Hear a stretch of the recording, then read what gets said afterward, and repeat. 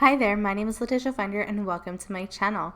Today we are doing Butterfly Girl Part 2. And if you haven't seen the first part of me sketching this out and working out the idea, I will leave the link in the description box below and I'll also put an iCard here for you. Alright, so I'm just going to go ahead and say it. This was a fail. This is supposed to be Part 2 and the final part. It is not going to be the final part because I'm going to redo the entire thing. And you know what? That's okay. Sometimes things just don't go as planned. And I actually knew it wasn't going as planned about here while I was inking it. And not only did it just not turn out quite right, I think this under sketch that I had here just wasn't quite right. I had a lot of problems inking it, and then I had some more problems later, which you'll see, and I think the media just wasn't right for this particular piece. So I knew it wasn't going quite well, but you know what, I was just into it and I wanted to draw, and I debated whether or not I should even upload this, but I decided that it was good for other people to see. Now, we're all on a creative journey, we're all at different places. Some of us have been doing this for years and years and years. I've been drawing my entire life. I went to school for this. And, some of us are just getting started, or it's just something you do on the side, which is absolutely fine. We all have moments like this. So I wanted to share that with you guys. Originally, I wanted to do this as a Copic marker, like illustration, and I quickly realized that just was not going to work out with this particular piece. And so you'll see here I got it all inked, and then I started using my Copics. And to ink this, I used my microns. Now, I used my combination of microns with my Copics all the time, and I never have a problem. I had a lot of issues with this particular piece, and I'm not quite sure why.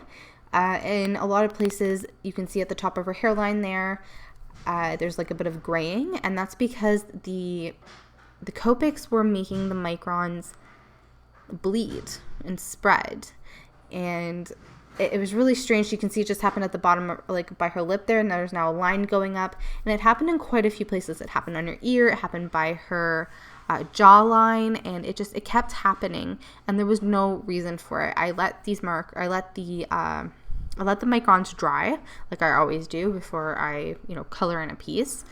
Just in case there's any, like ink that hasn't sunk into the paper yet. But I just kept finding places where it was coming up, and once that happens, it can't be fixed because it's spreading so thin, it dries so fast that even like I'm losing my words here, like a colorless blender won't pick it up because stuff like microns or the Copic multi-liners are Copic proof, and that's why you use them together.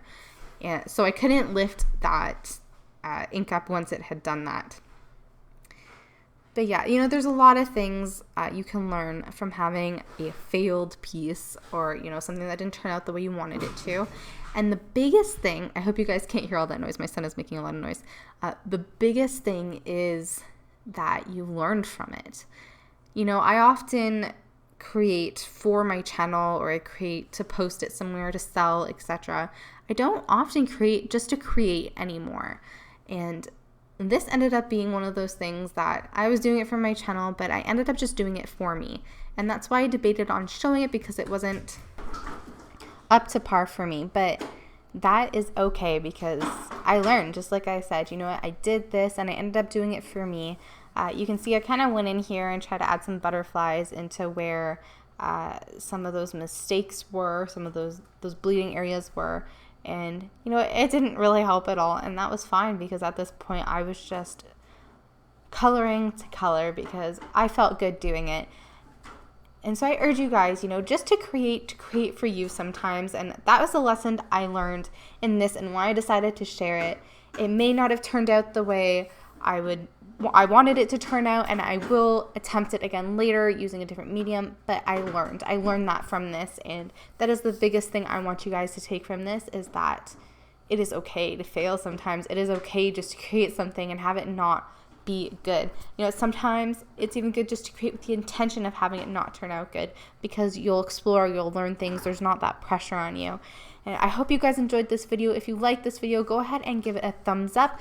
Let me know down below if you enjoy making things just to make them, whether they fail or not. What's your advice for somebody going through something like this? I feel that I'm kind of going through a little bit of a block right now and my stuff isn't turning out the way I want, but that's okay. I want to know how you guys deal with that down below. If you click that subscribe button, you'll be notified whenever I post new videos, and I hope to see you next time. Until then.